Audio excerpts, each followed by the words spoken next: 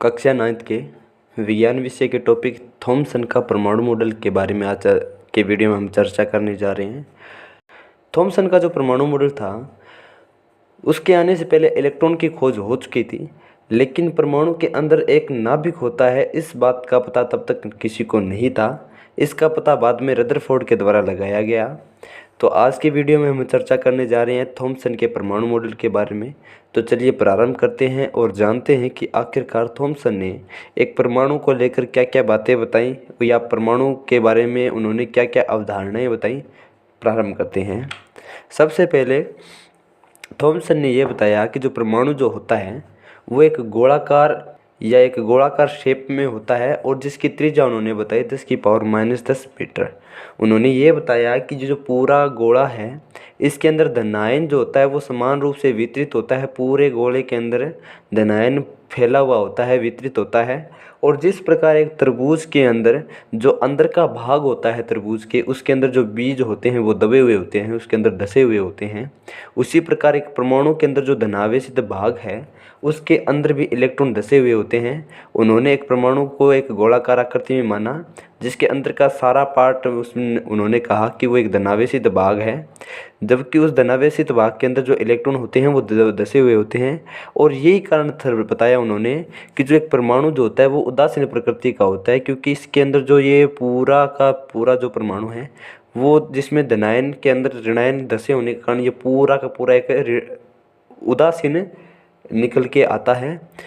और इसके अलावा सन 1991 से लेकर 1957 तक अपने प्रयोग द्वारा सन 1998 में जे थॉमसन ने यह बताया कि परमाणु एक समान आवेशित गोला है जिसकी त्रिज्या उन्होंने लगभग बताई 10⁻⁻10 मीटर, जिसमें धनायन समान रूप से वितरित होता है, यानी कि पूरे गोले के अंदर धनायन वितरित होता है। इस पर इलेक्ट्रॉन इस प्रकार स्थित होते हैं कि उसमें एक स्थिर व स्थायी विद्युतीय व्यवस्था प्राप्त हो जाती है। इस इलेक्ट्रॉन की खोज देखो, जब थॉमसन का परमाणु मॉडल आया था इसने कहा है कि इलेक्ट्रॉन की खोज के शीघ्र बाद आया है और परमाणु नाभिक की खोज से पहले आया था। इस प्रस्तावित मॉडल को थॉमसन ने 1904 में उस समय की प्रतिष्ठित वैज्ञानिक पत्रिका फिलोसफिकल मैगजीन में प्रकाशित कराया। और थॉमसन के क्या विचार थे?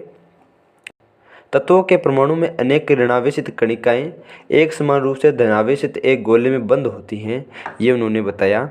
इस परमाणु मॉडल को विभिन्न प्रकार के नाम दिए गए हैं, जैसे plum pudding model, raisin pudding model, तरबूज मॉडल आदि। इस मॉडल का नाम तरबूज मॉडल इसलिए रखा गया क्योंकि इस मॉडल में परमाणु का धनावेश या तरबूज के समान माना गया, यानी कि जो तरबूज है उसको धनावेश के समान माना गया और इलेक्ट्रॉन को उसके अंदर बीज की तरह उपस्थित है और इलेक्ट्रॉन इसमें पलंग अथवा बीज की तरह उपस्थित है, यानी कि पूरे तरबूज को उन्होंने धनावेशित माना और इलेक्ट्रॉन को उन्होंने बीज के रूप में माना।